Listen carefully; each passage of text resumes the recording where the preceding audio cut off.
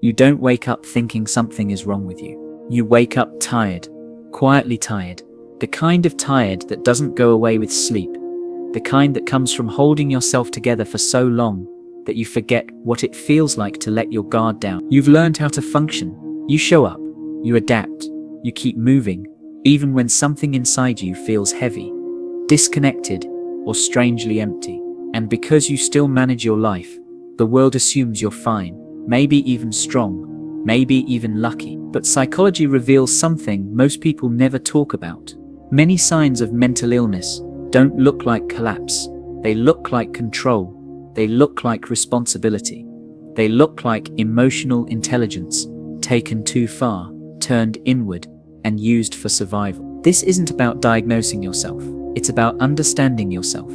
About recognizing that some of the habits you're proud of may have formed to protect you when you didn't feel safe enough to be fully human. You're not here because you're broken. You're here because some part of you is paying attention. Some part of you knows that awareness is not weakness, and that self-understanding is not self-pity. This is an invitation to look at yourself without judgment, to see your behaviors not as flaws but as messages, and to realize that healing doesn't begin with fixing who you are. It begins with finally listening to why you became this way. Part 1. Overfunctioning. When you're exhausted. You may not realize it, but one of the most overlooked signs of inner struggle is how capable you appear when you are running on empty. You keep going even when your body is tired and your mind feels stretched thin.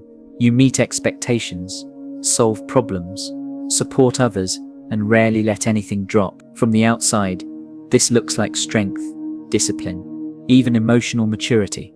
But psychologically, overfunctioning is often not a choice. It is a survival pattern. At some point, your nervous system learned that stopping was not safe. Maybe rest led to criticism. Maybe slowing down meant things fell apart. Maybe no one noticed when you were overwhelmed, so you taught yourself not to be. Over time, productivity became protection. Being useful became a way to stay valued. Staying busy became a way to avoid feelings you didn't have space to process. When you live in this pattern, exhaustion feels normal. You don't wait to feel ready or energized. You push through. You tell yourself you'll rest later, when things calm down, when you've earned it. But later never comes, because your system doesn't recognize rest as something you're allowed to take. It only recognizes responsibility. Psychology explains this as a form of emotional over-adaptation. You learn to carry more than your share, so you wouldn't become a burden. But here is the truth you may not have heard enough. Constantly being the strong one doesn't mean you are resilient. It often means you were never given permission to be supported. Awareness begins when you stop asking, "Why can't I slow down?" and start asking, "What am I afraid will happen if I do?" Strength isn't the absence of limits. Real strength is knowing you don't have to exhaust yourself to deserve your place in the world. Part 2. Chronic self-blame and over-apologizing. You may notice that your first instinct in any tense moment is to look inward and ask, "What did I do wrong?" Even when situations are unclear, even when others behave unfairly, you feel an almost automatic pull to take responsibility. You apologize quickly. You soften your words. You explain yourself more than necessary. On the surface, this looks like empathy and accountability. But psychologically, chronic self-blame is often rooted in fear, not humility. At some point, you learned that harmony depended on you. Maybe conflict felt unpredictable or emotionally unsafe. Maybe being blamed was easier than being ignored. So your mind adapted by choosing the option that felt most controllable. If it's your fault, then you can fix it. Self-blame gives the illusion of power in situations where you actually felt powerless. Over time, this pattern becomes internalized. You start carrying guilt that doesn't belong to you. You feel responsible for other people's moods, reactions, and disappointments.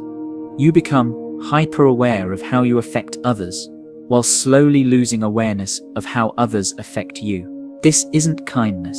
It's self-erasure learned in the name of safety. Psychology calls this an internalized survival strategy. Your nervous system learned that taking the blame reduced emotional threat, but the cost is high. When you apologize for existing, you teach yourself that your needs are disruptive, and your boundaries are selfish. Self-awareness begins when you recognize that responsibility has limits. You can be thoughtful without shrinking. You can care without carrying guilt. Other people's discomfort is not proof of your wrongdoing. You are allowed to take up space without apologizing for it. Part 3. Emotional numbness disguised as calm. You may describe yourself as calm, unbothered, or emotionally stable. You don't react strongly. You don't feel overwhelmed by highs or lows. On the surface, this looks like balance, but inside, you may notice something else. A quiet emptiness, a lack of emotional color, a sense that you're watching life rather than fully inside it. Psychologically, emotional numbness is not the absence of feeling. It is a protective response to too much feeling for too long.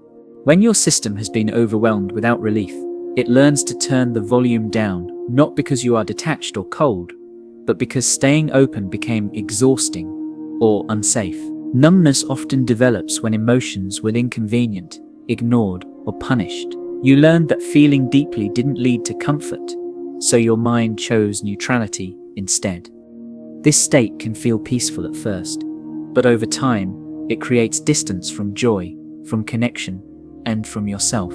This doesn't mean you are broken or incapable of feeling. It means your nervous system is resting behind a wall it built to survive.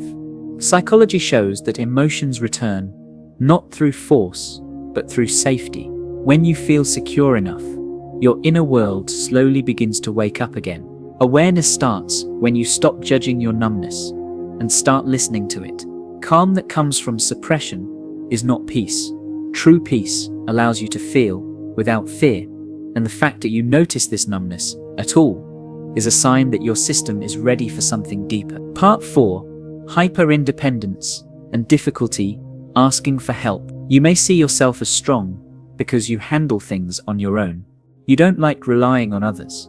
You solve problems quietly, carry your own weight, and rarely ask for support unless there is no other option. From the outside, this looks like confidence and self-sufficiency. But psychologically, hyper-independence often forms when depending on others once led to disappointment, neglect, or emotional pain. At some point, your mind learned a simple rule: if you don't need anyone, no one can let you down. So you became capable early. You learned to meet your own needs, regulate your own emotions, and push through challenges alone. What started as adaptation slowly became identity. Needing help began to feel like weakness. Trust began to feel risky. This pattern isn't about pride, it's about protection. When support was inconsistent or unsafe, independence became armor. But armor, when worn too long, becomes heavy. It isolates you even when you crave connection. It keeps you in control, but also alone. Psychology shows that healthy independence includes choice. Hyper-independence removes choice. You don't ask for help, not because you don't need it, but because something inside you believes it's safer not to. Over time, this creates quiet loneliness and emotional distance, even in relationships. Awareness begins when you understand that needing others does not erase your strength. True inner independence means you can stand on your own and still allow support in. Letting someone help you is not giving up control. It is teaching your nervous system that connection no longer equals danger. Part 5. Irritability, withdrawal, and the loss of emotional patience. You may notice that you get irritated more easily than you used to. Small things bother you. Conversations feel draining. Noise feels intrusive. Sometimes you withdraw without knowing how to explain why. From the outside, it can look like moodiness or coldness. But psychologically, this pattern is often a sign of emotional overload, not a personality flaw. When emotions are not processed, they don't disappear. They wait. And when your system has been carrying stress, disappointment, or unresolved pain for a long time, it reaches a point where it can no longer absorb more. Irritability is not anger in its pure form. It is exhaustion expressing itself the only way it can. Withdrawal serves a similar purpose. When you pull back, isolate, or go quiet, your nervous system is trying to reduce stimulation. It's saying, I don't have the capacity right now.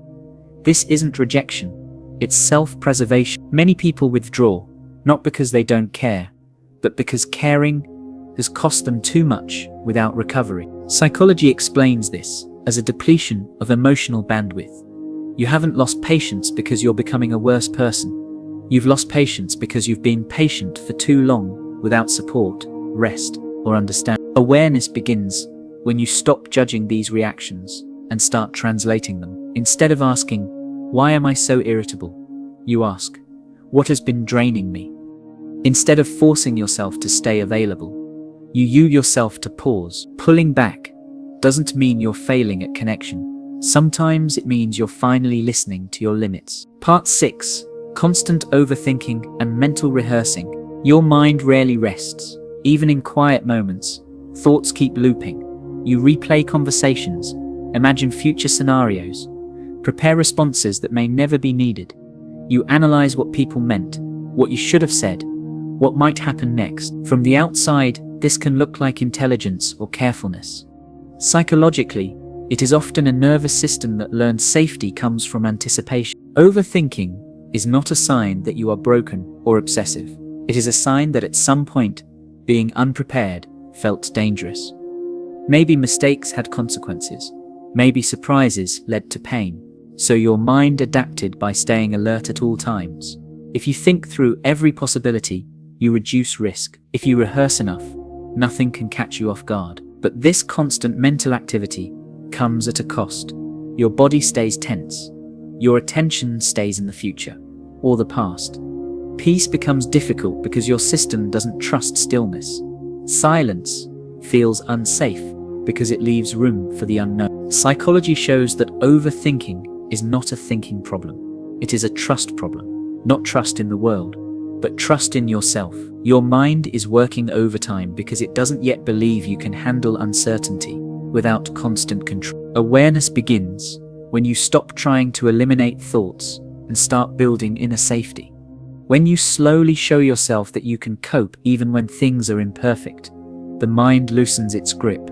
You don't need to predict everything to be okay. You are more capable than your anxiety allows you to remember. Conclusion: if you recognized yourself in any of these patterns, it doesn't mean something is wrong with you. It means something inside you learned how to survive intelligently.